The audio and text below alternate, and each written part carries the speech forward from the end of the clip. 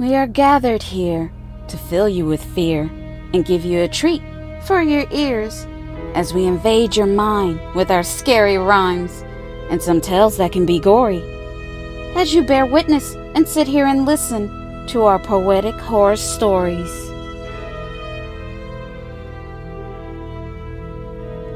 I am your host and narrator, Gloomy Pond. I hope you are here to have some fun. I have here with me 3 stories told poetically for you to enjoy and consume. So please feel free to turn up your volume. We are here every Friday to play with spooks and shades to parade their display. So boys and girls, get ready for a journey into our world. Grab some popcorn and some snacks. Get comfortable and relax. And do not forget to like, comment, share, and subscribe. It is free. It won't cost you anything. And please hit the bell. With that said, now on with tonight's tales.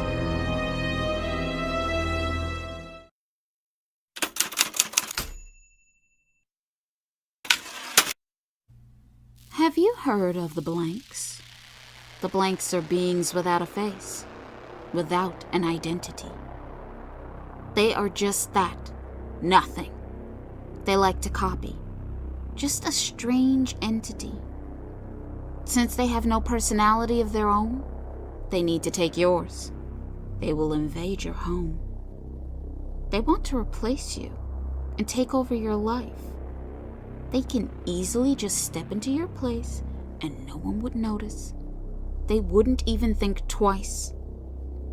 This is their plan to fit into our world. Yes, this is a real concern. That means a blank can be in your home right now. It could be your mom, dad, brother, or sister. Whoever it wants to copy in your house. I know this is terrible. I know you're asking, how can I avoid this fate? Really, you just can't. I'm sorry to say. Once the blank decides it wants to be you, there is nothing I can tell you that you can do. A blank is just that. It's blank. It's a creature that likes to fake. It has learned to adapt, so it can lead you straight into its trap. We have no information on how long it's been here on Earth, but some believe it's an alien from another planet, and it has come here after the creation of Earth's birth. Really, we just don't know. But we know it shares our realm and moves between dimensions. It is free to come and go. So try to stay safe and beware of the blanks, because they are waiting to take your place.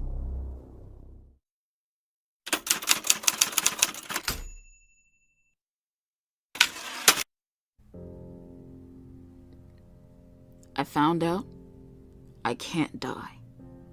I have been in several severe accidents over and over, and I'm the only one each time who survives. The first accident I was in was a 15-car pileup. 25 people were killed that day because of a stalled-out 18-wheeler truck. My car was struck, pushed and pinned underneath the truck. When I was pulled from the wreckage, I didn't have a scratch anywhere on me. The paramedics and police were stunned in disbelief because the accident scene was grisly. They couldn't believe that anyone survived and was able to walk away with their life. But I did. I don't know why I was chosen to live. The next accident I was in happened in a mall. I went shopping for some new clothes that day. I was trying them on in a stall. I started to hear a fire alarm going off and people shouting. People were running everywhere trying to get out. They were pushing people into the glass doors. They were crowding. Somehow, I was at the front of the stampede. I was pushed into the glass doors. The doors were closed and I couldn't breathe. I was smashed up against the doors. People were trampled and stepped on as they fell onto the floor. I was trapped there for about 15 minutes without any air. But somehow, I made it out of there. 30 people were badly injured and 10 people died. But yet again, I survived. I was somehow still alive. The biggest accident to this date involves an airplane. I was the only one who remained. I know this sounds strange. 144 passengers, the 2 pilots, and the crew perished that day. The plane crashed into an empty field and was torn apart. All this happened in May. I don't feel like this is luck, because I watched too many people around me die. It really sucks. I can't count anymore how many tragedies through the years I have witnessed. It's really hard. I am really truly scarred. That was my last accident, and I hope these incidents never happen again. I really want this to come to an end. So, it seems I can't die. Not even at my own hands. And believe me, I've tried.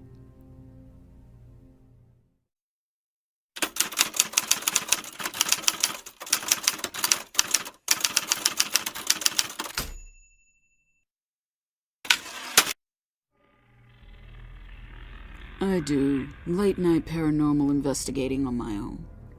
All my investigation, I do alone. Because I want proof that can't be disputed. I need tangible facts that I can see. I am very critical and skeptical when it comes to my investigation.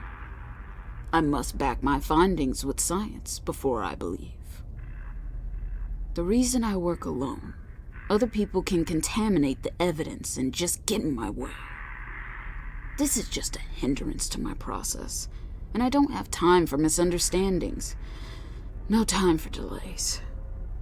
My reputation for being meticulous is the most important to my career. It means a lot to me in this profession to be revered among my peers. Therefore, I don't just accept any case that is sent to me.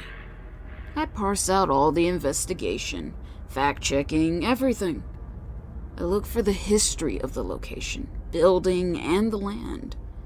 If there has been some type of trauma that may have happened, any witness report that was there firsthand, I want to be as thorough as I can. So the client has no doubt that they chose the right man. Most locations I investigate are harmless. The incidents can be explained. It's just moaning pipes or the foundation of the home that is causing the opening and closing of their doors, or it's rodents moving and scratching in the walls and floors. It's really nothing out of the ordinary, nothing strange. That is why I'm a skeptic first before I just believe. It takes a lot to convince me to take it seriously. Recently, I had a case that interested me. It has all the elements I require and need.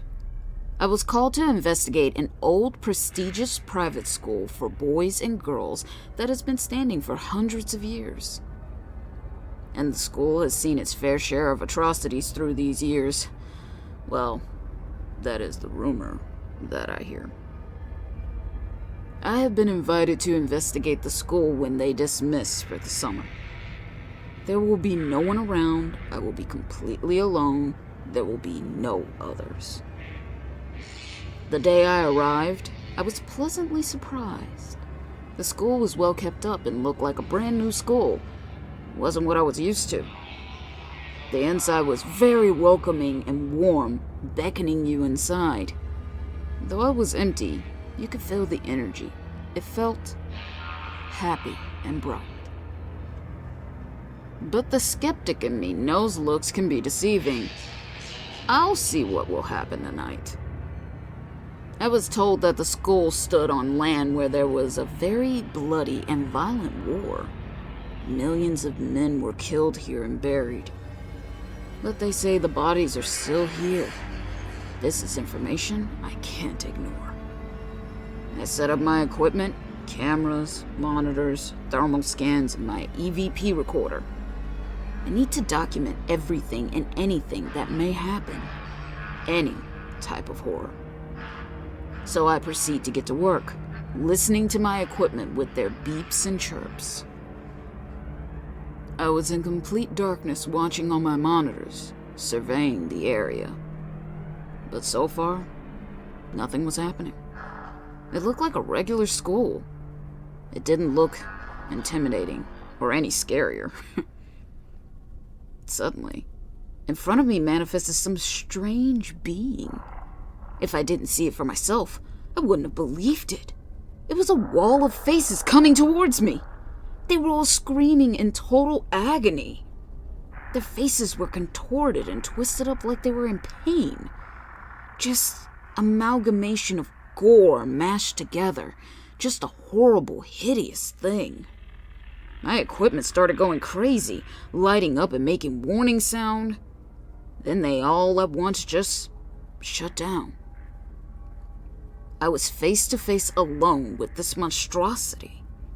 But I must say, the scientist in me was piqued with curiosity. I found myself not to be afraid.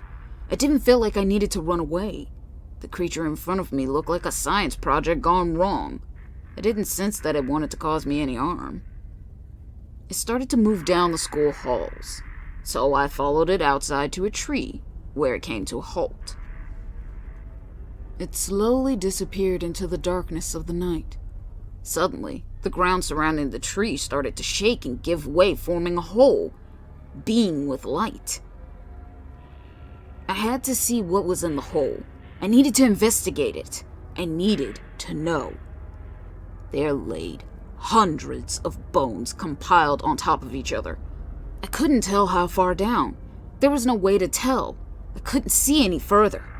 I ran back to school and called the police. I informed the headmaster of the school and to see how to proceed. It took them weeks to remove all the bones that were buried under that tree. All those nameless fallen men that were missing from long ago. I hope they can rest now and find peace.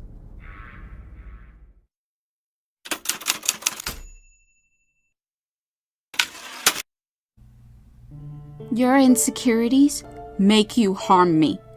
How narcissistic and shallow you must be. You lack humanity and empathy.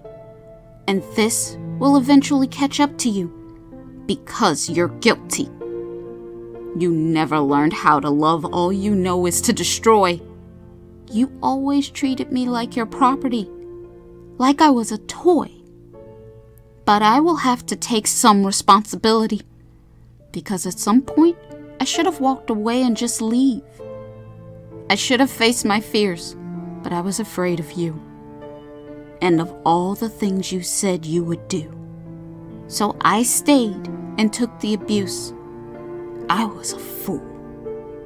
I thought I could fix you, your soul. But no, I was wrong. I'm really sad it had to end this way.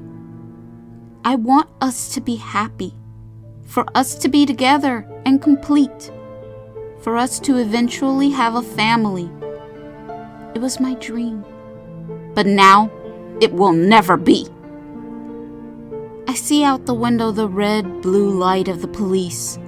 They have come to take me away from here, away from it all, because I gave them call. 911, what's your emergency? Please, send someone to help me. Okay. What do you need help with? I just stabbed my husband to death. Is he still alive? I don't think so. I don't think he survived. Okay. Stay where you are. The police and paramedics are on their way. Don't worry. I'm not leaving. I'll just sit here. I promise I'll stay. Okay. Let me ask you. What made you take his life? I couldn't take abuse anymore. So while he slept, I stabbed him with a knife. He never saw it coming. Before he went to bed, I wished him farewell. Now when he wakes up, I hope his ass is in hell.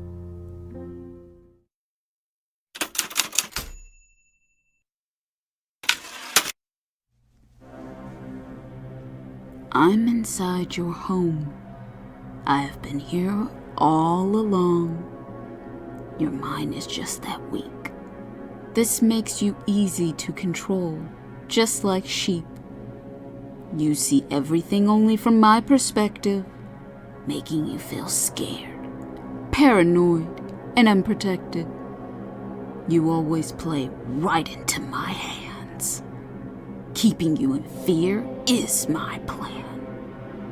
Shaping your vision of the world. I have been doing this since you were little boys and girls. You keep looking for us in outer space, but we're already here, living with you in your place. It's funny how life can come in many forms. Not necessarily what you believe is the norm.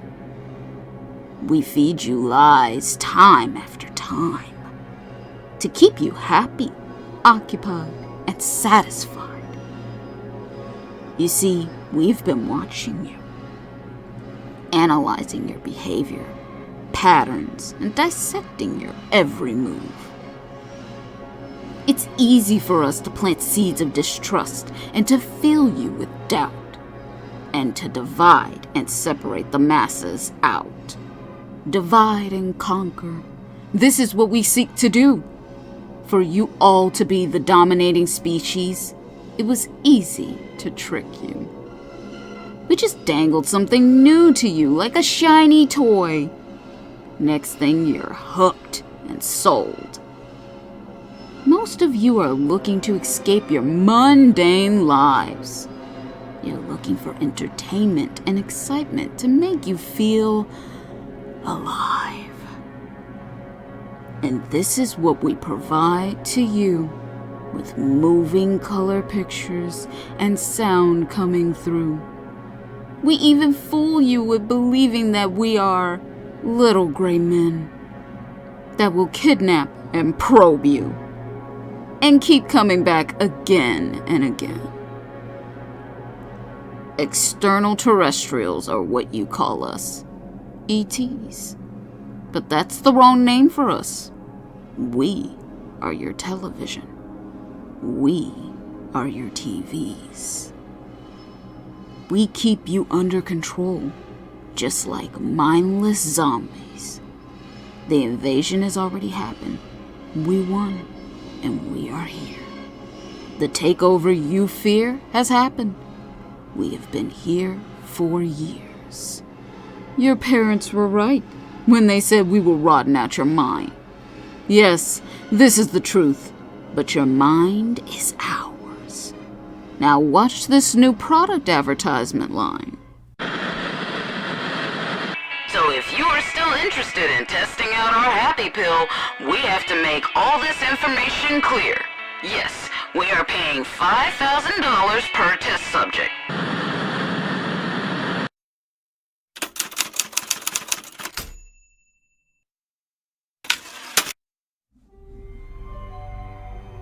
There's this really creepy kid that lives on the corner at the end of my street.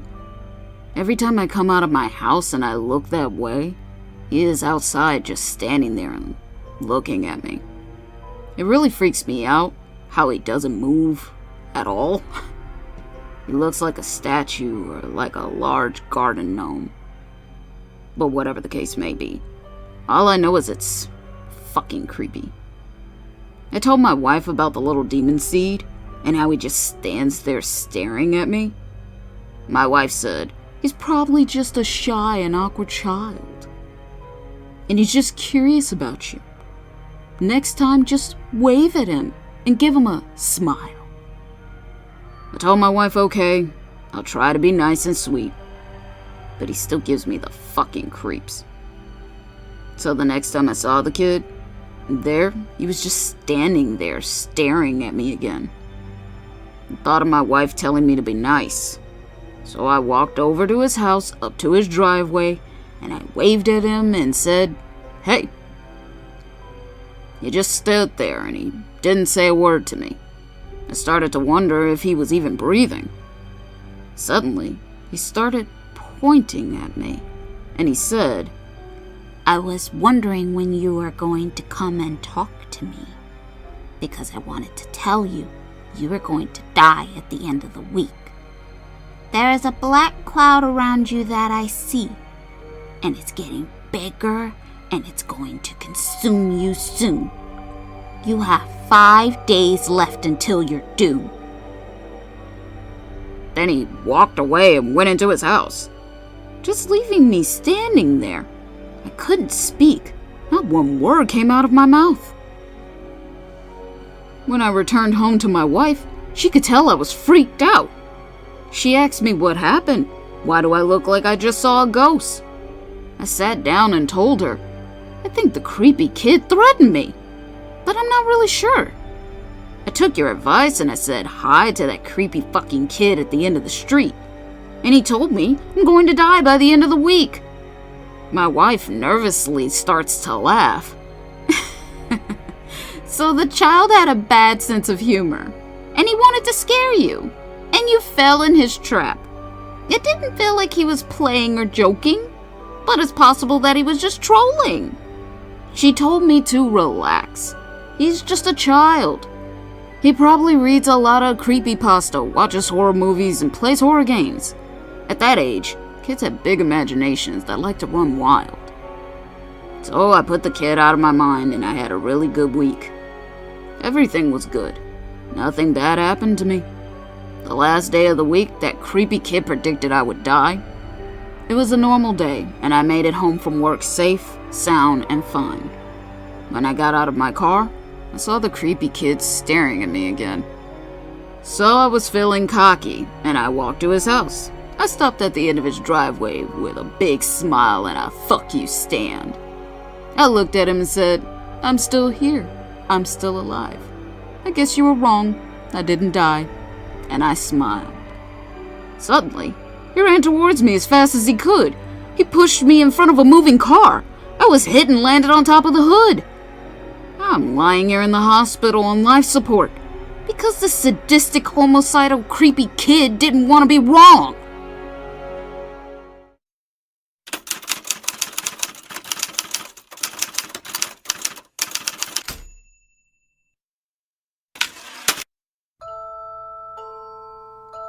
Something is channeling through me. These words I write are not my own. Where they come from, surely, I do not know.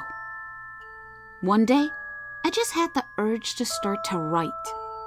I've never written anything in my whole life. But this need, I feel, is growing every day. It's a must. I have to let these words out. I need to write them down on a page. All these horrific stories that fill my head, they are gory, full of terror, dread, and bloodshed. I hate everything and anything to do with horror. But I find myself writing nothing else, just tales of slaughter. These wicked and perverse, crazy details. These tales that must have come straight from hell. This is not me. No, this is not me at all.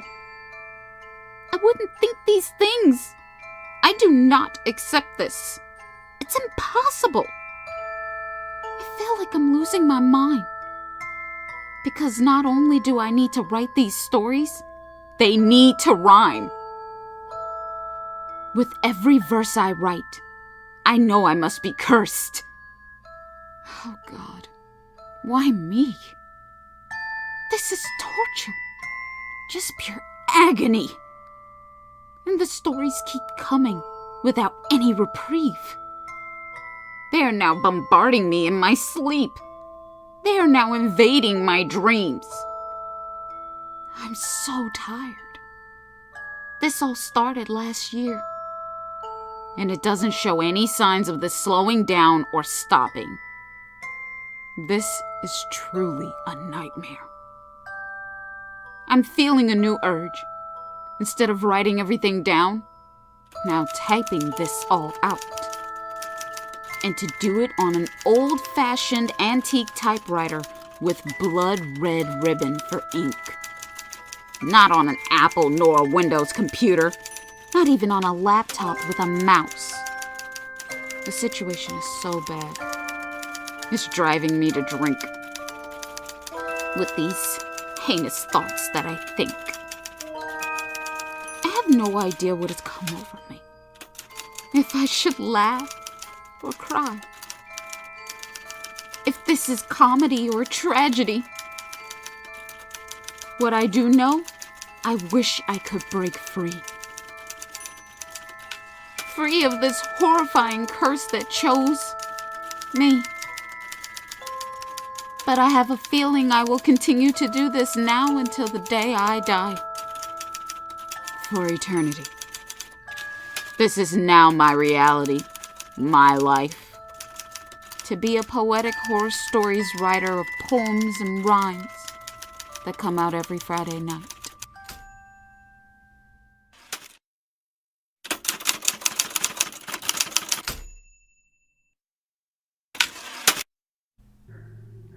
I live on the 13th floor in a luxury high-rise building. My condo is very modern and with windows starting at the base of my floors, and it goes all the way up to my ceiling. I have a beautiful scenic panoramic view over my cityscape. It's so breathtaking, especially when the sun goes down and the city lights up. There's nothing like it. It's great. But I know what you're thinking. The 13th floor? Isn't that bad luck? Look, I'm not a superstitious man. And everyone has different beliefs and interpretations. I think rationally and logically. I know everything has an explanation. Anyway, I only believe in things that are tangible and real. Things that are grounded in this reality that I can touch, see, hear, smell, taste, and feel. Fuck all that superstitious mumbo-jumbo bullshit. I control my own life and destiny, and what happens in it. Walk the other way if a black cat crosses your path. You'll have 7 years of bad luck if you break a mirror. Show me the proof of that. None of that is fact. It's just a scare tactic to keep you in fear. People who want to control your behavior, they are not sincere.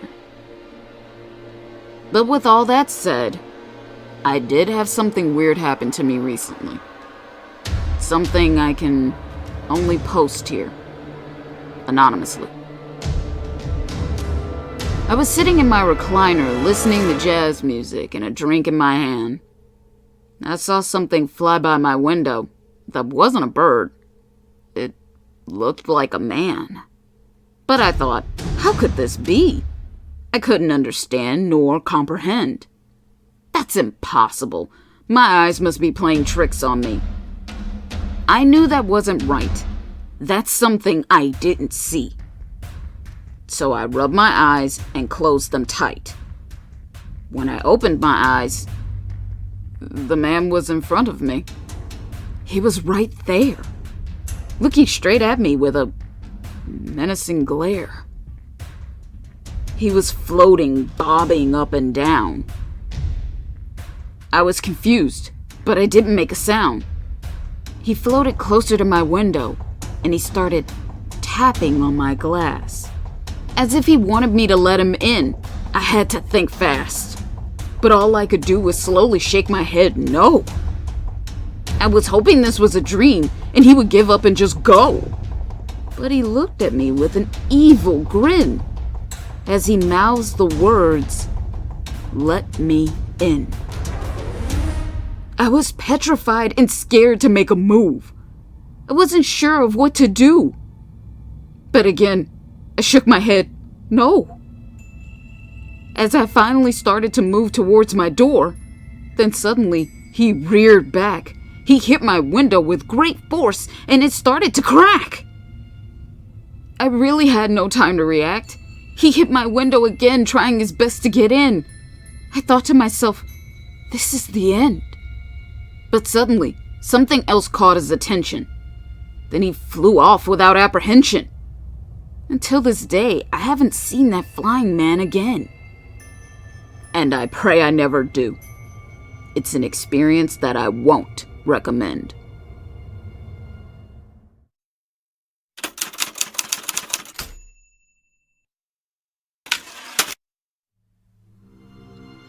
I have been squatting here in the attic of a newly constructed home. I have been living here for a few months or so. I would come out to eat, to take a shower, watch TV, only when the homeowner wasn't home. You see, a while back when they were constructing these new homes, he used to sneak in and stay overnight when construction was done for the day. And in the morning when construction started back up again, I would pack my stuff up and hide in the woods. But anyway. Now I know that I was wrong, and I am in a predicament of my own making. Look, I got a bit cocky and came out of the attic when the owner was home. I was hungry, and I don't know what I was thinking. The homeowner seems like a nice, average, normal guy. But looks are deceiving. I was way wrong. He was a monster. He really looks like he wouldn't hurt a fly. When I came out of the attic to spy on my roommate, I saw the homeowner wasn't alone. I thought, oh great, he's on a date. So I thought I would wait until they leave the house. I would ninja cat, move freely about. What's a ninja cat, you ask? It's a cat that was a ninja from a childhood cartoon. The cat moves like a ninja, deadly but silent.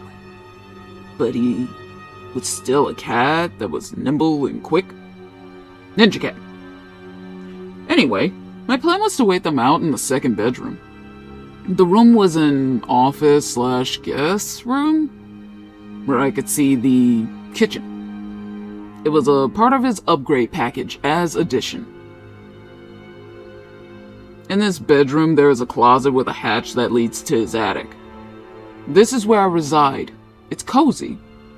But that's just semantics. As you can tell, I ramble sometimes, but never mind. In my last quest, I forgot to grab some bread. I wanted to make a sandwich. How I forgot bread for a sandwich? I should have better planned. That's why I was going to ninja cat my way to the kitchen when they retired to the boudoir. That is when everything instantly changes and gets bizarre. Suddenly, I could hear the homeowner shouting. Him and his date started to get into an argument? What about? I couldn't tell you. I wasn't paying close attention. I wasn't the best listener when I was in school. That is why I was always in detention. I'm off track. That is when the homeowner attacked. He grabbed his date and he put her in a chokehold. He just held her there for a while, till she went limp and he let her body go, and it hit the floor. He started to pace back and forth saying, "Look at what you made me do!" I think he must have broken her neck. Her lips immediately started to turn a dark shade of blue, and her eyes were bloodshot red. I could see all of this because of the direction of her head. She was looking at me with her lifeless eyes, looking at me like, how could you just watch me die? I was mortified. So, the homeowner dragged her body into his bedroom.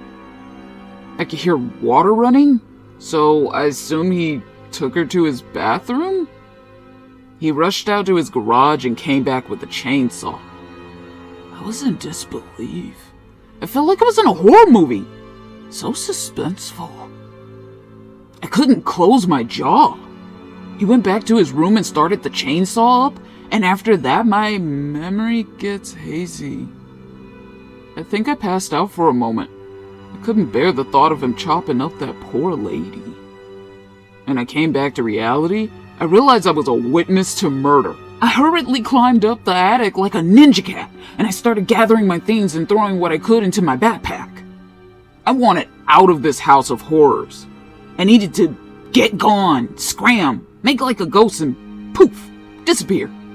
Like there was no tomorrow. But when I tried to open the hatch, it wouldn't open. It was latched. And on top of that, I could smell gasoline. The homeowner set the house on fire to burn every bit of evidence. That includes me! Now I'm trapped here in this attic. The smoke is filling up this space. I should have left sooner like I planned.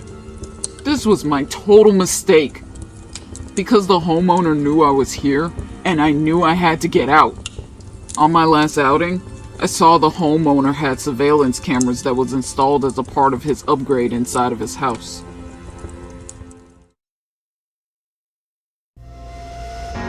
So, you're still here, and you made it to the end. I'm glad that you have no fear, and we did not get under your skin. I hope you enjoyed all our stories, and they will not keep you up tonight. And there is nothing lurking for you in the dark, and that you can close your eyes and sleep tight. Thank you for listening to all our creepy rhymes. We hope to see you again. Until next time.